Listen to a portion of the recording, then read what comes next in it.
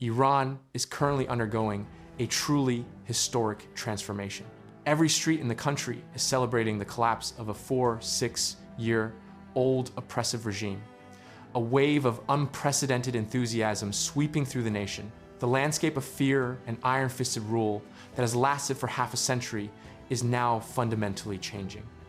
But the source of this profound shift is neither police sirens nor traditional popular protests. Instead, we hear the joyous cries of millions celebrating their newfound freedom. From Isfahan to Karaj, and from Tehran's most conservative neighborhoods to its affluent northern districts, the same voices echo.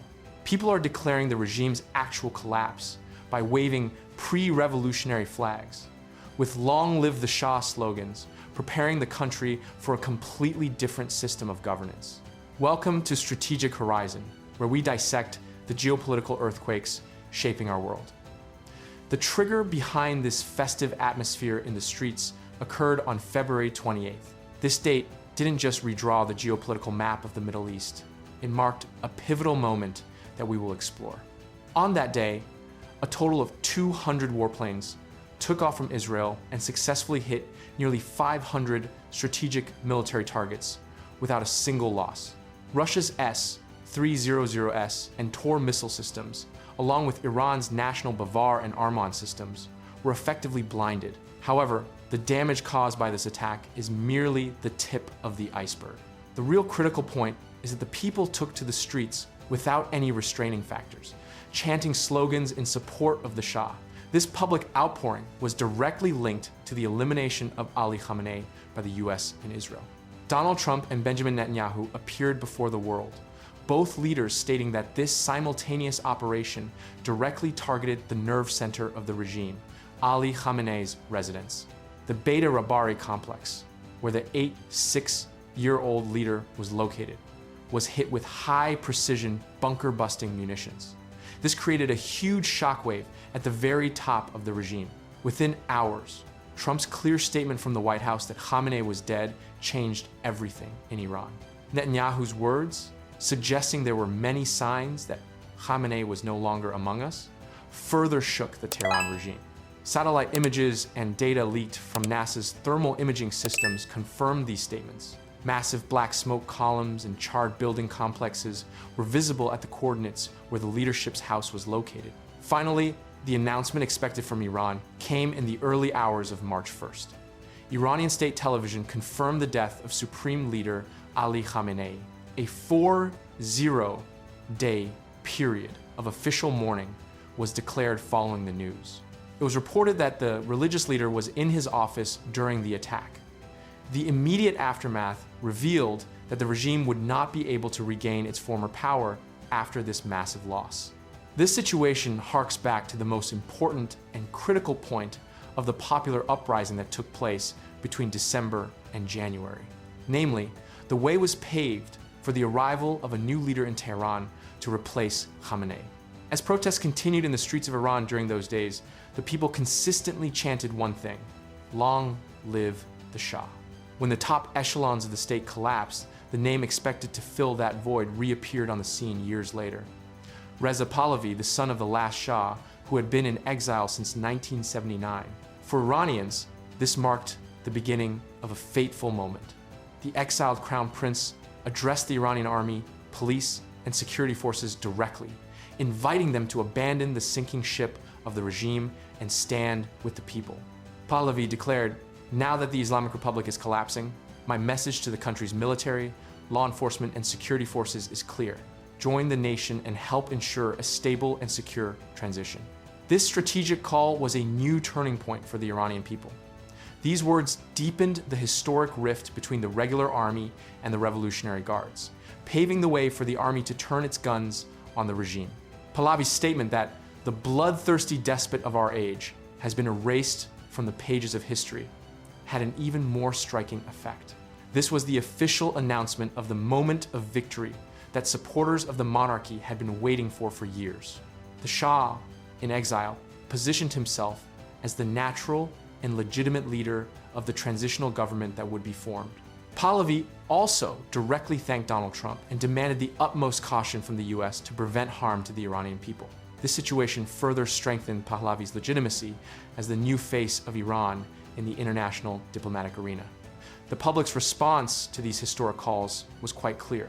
The slogans Pahlavi and Long Live the Shah, which spread rapidly through the streets of Tehran, showed that the prince's messages had particularly resonated with the younger population. These slogans proved to have a serious impact on the masses who yearned for change. Demonstrators in the streets of Tehran showed their determination via Starlink connections and VPN networks, despite internet blackouts. People are showing the world their unwavering resolve to see this revolution through to the end. In fact, everything seemed to be in place for Pahlavi's arrival. The reality on the ground left the Iranian people, whose economy had collapsed, whose currency had become worthless, and who had been starved for years, with no other choice. Either the Shah would return, or Iran would continue with the remnants of the collapsing regime. Of course, during this revolutionary process, different groups, besides the monarchists, were also charting their own course. Maryam Rajavi, leader of the National Council of Resistance of Iran, called for a democratic republic, directly opposing the monarchy. This was the first sign of the ideological competition that could unfold on the opposition front. In other words, a rival was emerging for Shah Reza Pahlavi. Rajavi's statement, "We reject both the Shah and the mullahs," further fueled this competition. Meanwhile, what was the remaining administration in Tehran doing after the attack? Iranian Foreign Ministry spokesman Begai painted a picture of helplessness, stating, "I am in no position to confirm anything." This clearly documented how the state apparatus was paralyzed at the highest level. These confessional words indicate that there is truly nothing tangible left of the Tehran regime. In fact, this description is not wrong, because the US and Israel targeted not only Khamenei, the regime's top figure, but also his key supporters. Iran's political, military, and intelligence backbone was broken in just 24 hours. The list of deaths shared by the Israel Defense Forces revealed everything. You will be shocked when you hear the names on the list. Mohammad Pakpour, commander of the Revolutionary Guard Ground Forces, Defense Minister Aziz Naziazadeh, Ali Shamkhani, Khamenei's close advisor. Nearly 40 high-ranking officials and commanders are mentioned. It is claimed that the regime's most crucial figures were simultaneously neutralized. These massive losses in the command structure instantly paralyzed the regime's ability to operate on the ground. The security advisor, head of the military office, and head of air defense intelligence, the presence of all these strategic minds on the same list effectively collapsed Iran's command and control mechanism. Let's pause here and imagine what could happen in the wake of this leadership vacuum. The first possibility is the partial continuity of the weak regime left behind by Khamenei, but with a sharp shift to the right. Within this possibility, a power struggle could begin among IRGC factions. This could lead to months of internal strife, destabilize energy markets, and trigger widespread protests. Furthermore, public reactions, such as celebrations in cities like Tehran and Isfahan, could fuel this struggle.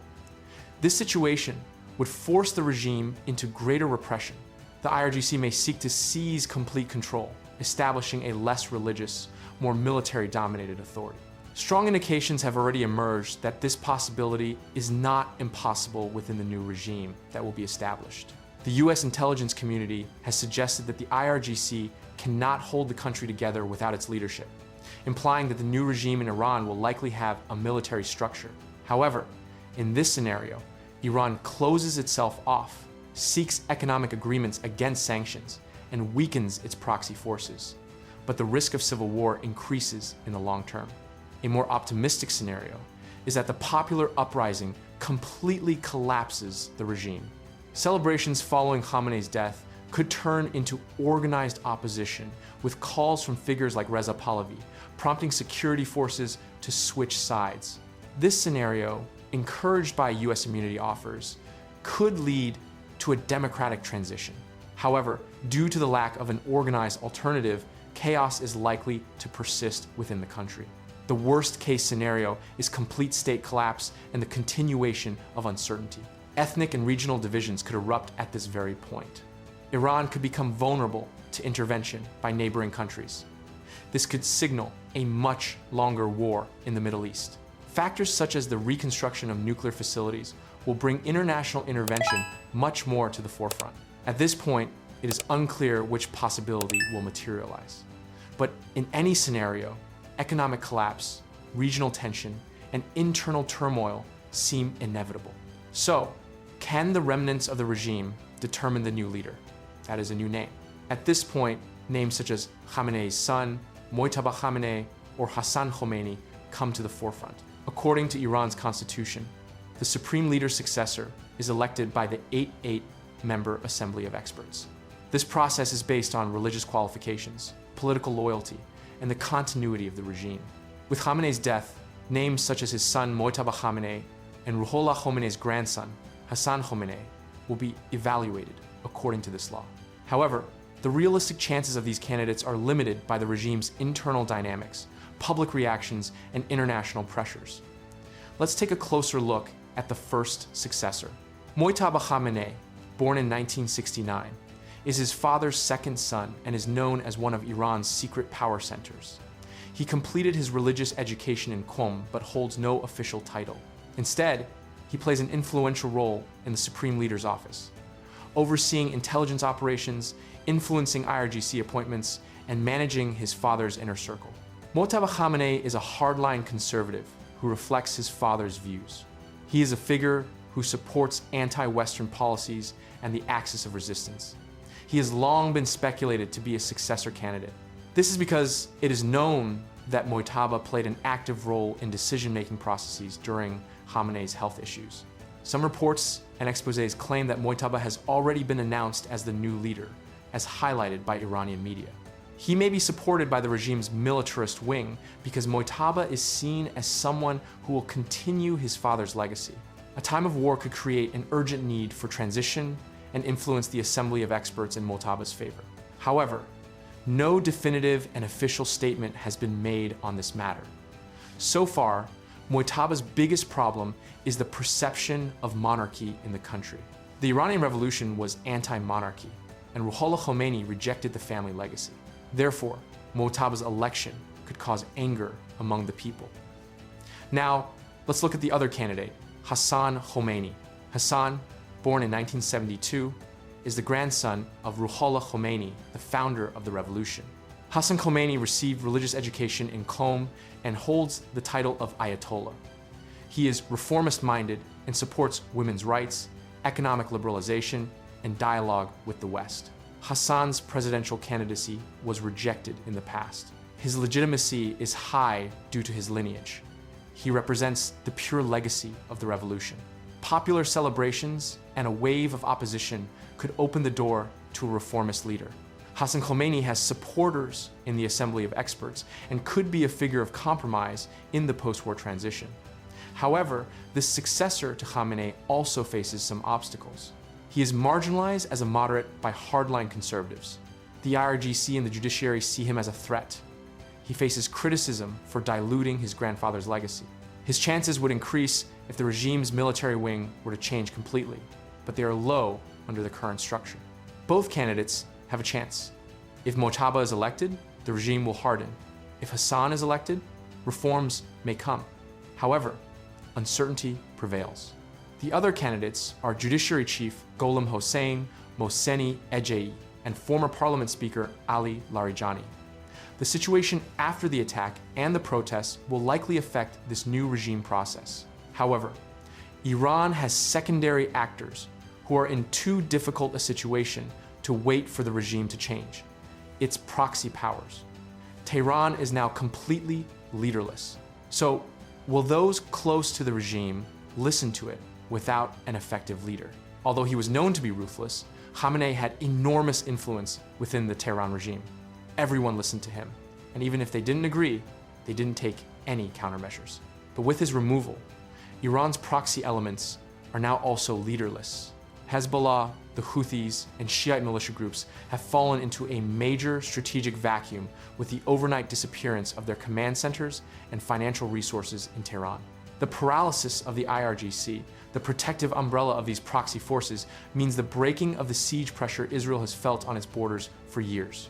Of course, neither Israel nor the US should become completely complacent in the region. Experts and military analysts are warning because the retaliations that occurred just a few hours after the attacks have created enormous dangers in the region.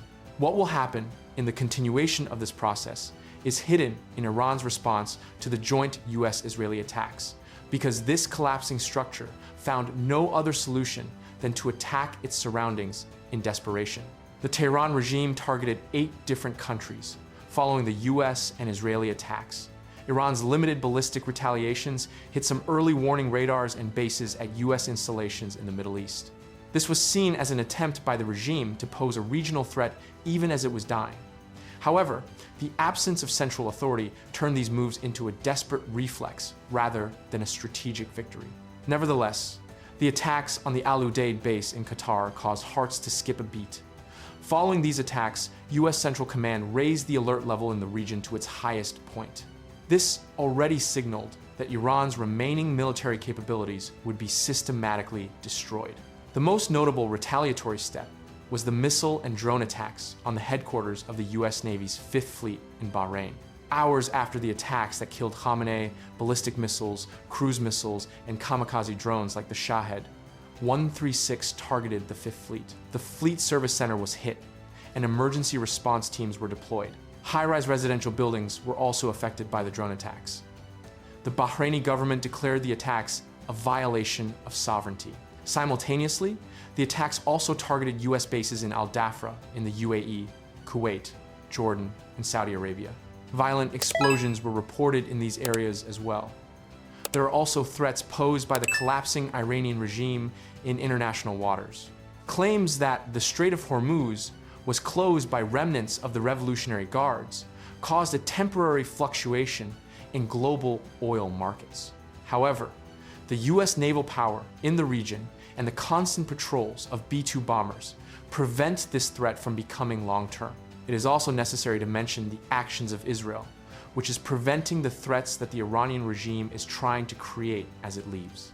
Israel's Arrow 3 anti-ballistic system's outstanding success outside the atmosphere is, of course, at the top of the list in this regard.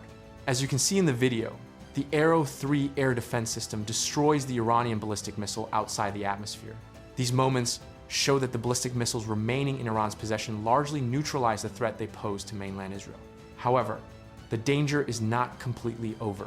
Missile alerts are constantly being issued in Israeli airspace. Iran is targeting Tel Aviv with retaliatory strikes. The brief halt and evacuations at Ben Gurion Airport reflected the psychological impact of the war on civilian life. This situation does not change the fact that the military balance has completely shifted in Israel's favor. Looking at the current picture, the impact of these retaliatory attacks is perhaps not even 1/10 of what is happening within the Tehran regime itself. Of course, there are also the international repercussions of these effects. The reactions of global actors to this massive crisis are initiating a major diplomatic chess game that will determine who takes what position in the new Middle East order. It was quite surprising that the Russian Foreign Ministry merely condemned the attack without offering any practical support. This is interpreted as the clearest indication of Moscow's weakened power in the Ukrainian quagmire and its lack of capacity to defend Iran. However, there is no need to be surprised by this situation. Putin did not even lift a finger after Maduro's capture. Khamenei was probably just another name that the Russian leader could forget, just like Maduro. China's standard diplomatic statements calling on the parties to exercise restraint reflected Beijing's concern to protect its massive energy investments in the region. This stance documents Beijing's avoidance of direct conflict. Turkey's emphasis on preserving stability in the region and Saudi Arabia's cautious silence should also not be forgotten. Both approaches reveal that regional powers are carefully monitoring Iran's collapse in line with their own national security strategies. As a result, nothing remains the same after the operation that took place on February 28, 2026. This joint attack is not just a military operation. It has shattered the fault lines of the Middle East and hammered the final nail into the coffin of 46 years of radical theocracy. In other words, a geostrategic earthquake. The message that there is no longer any safe place is not only valid for the Kremlin, The same echoes resound on the walls of all the dictatorships that have built terrorist networks in the Middle East. The regime left behind in Tehran now understands this. Therefore, those who retreat into the shadows after Khamenei's death, or those who try to come to the forefront like him, will probably meet the same end. The Iranian people, meanwhile, feel as if a great weight has been lifted from their shoulders. The only thing on the minds of those in the streets is choosing their future leaders themselves. This could be Shah Reza Pahlavi, or he may be faced with a different name. But whoever is chosen, one thing seems certain: nothing in Iran will ever be the same again. For the latest updates on new videos and in-depth analysis, please subscribe to our channel and turn on notifications. Stay with Strategic Horizon in pursuit of the truth.